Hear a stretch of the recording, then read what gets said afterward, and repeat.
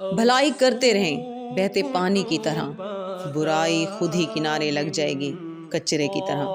آج کی آیت کا ترجمہ شروع کرتے ہیں۔ پناہ مانگتی ہوں اللہ کی شیطان مردود سے، شروع اللہ کا نام لے کر جو بڑا مہربان نہایت رحم والا ہے۔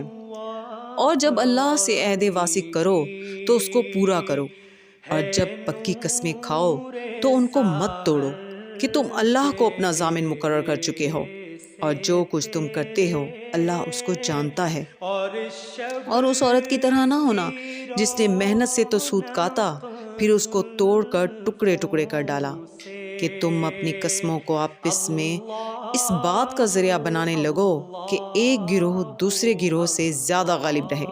بات یہ ہے کہ اللہ تمہیں اس سے آزماتا ہے، اور جن باتوں میں تم اختلاف کرتے ہو قیامت کو اس کی حقیقت تم پر ظاہر کر دے گا۔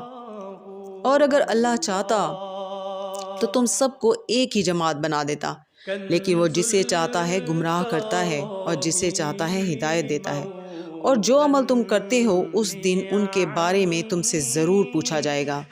اور اپنی قسموں کو آپس میں اس بات کا ذریعہ نہ بناؤ کہ لوگوں کے قدم جم چکنے کے بعد لڑکھڑا جائیں، اور اس وجہ سے کہ تم نے لوگوں کو اللہ کے رستے سے روکا تم کو عقوبت کا مزہ چکھنا پڑے اور بڑا سخت عذاب ملے۔ اور اللہ سے جو تم نے عہد کیا ہے اس کو مت بیچو، اور اس کے بدلے تھوڑی سی قیمت نہ لو، کیونکہ ایفائے عہد کا جو صلہ اللہ کے ہاں مقرر ہے وہ اگر سمجھو تو تمہارے لیے بہتر ہے۔ صدق اللہ العظیم۔